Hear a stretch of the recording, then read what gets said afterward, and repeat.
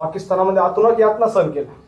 आज एक सैनिक अशा वकिलांचा सत्कार करणार आहे ज्या वकिलांनी त्या न्यायासाठी एका सैनिकापासून 1 रुपया घेतला नाही आणि आज ते राहिले नसते। माझ्याजवळ पैसे मागितले बरेचसे वकिलांनी, पण माझ्याजवळ पैसे नाही होते देण्यासाठी, म्हणून मी 4 महिने यातना सहन केल्या तिथं सुद्धा जेलमध्ये, नाशिकच्या कारागृह सेंटरमध्ये।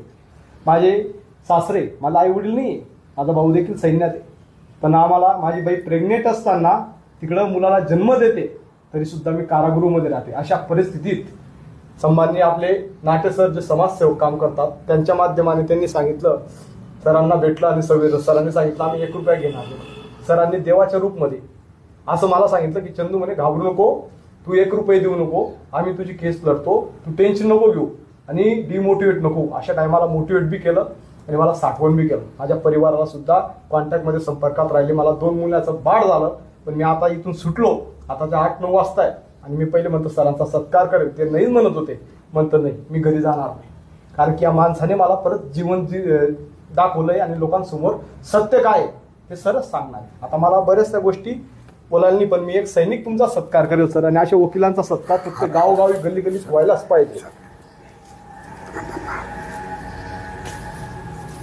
आभारी सर तुमचा, आभारी आहे।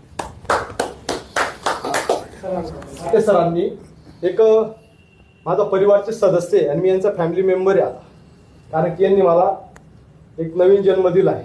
आता मला फौजी असल्यामुळे जसं बोलतोय, पण ह्या सरांनी माझं खंबीरपणे उभं राहिले आणि एका जवानासाठी ते मेहनत केली आणि एका सैनिकाला आज मी तुमच्या समोर उभं आहे फक्त यांच्यामुळेच आहे, नाही तर मी आलो नसतो। त्यांना काही समजत नव्हतं, चार्जशीट काय राहते, 4 फ्लेम काय राहते, काहीच कळत नव्हतं। अशा परिस्थितीत चांगलं नेतृत्व दोघांनी मला म्हणजे एक परिवारापेक्षाही मोठं सन्मान दिलेला, त्यासाठी मी तुमचा खूप मनापासून ऋणी राहील, आयुष्यभर ऋणी राहील सर मी तुमचा मरेपर्यंत। माझ्या देशासाठी आज मला दुःख वाटतं की दिल्लीमध्ये एवढा मोठा क्राईम झाला, आपले लोक निर्दोष लोक मारले गेले, तसे लोक देशद्रोही नाही आहेत, पण आज एक सैनिक वर्दी मागत होता, त्याला ते दुःख वाटलं थोडं।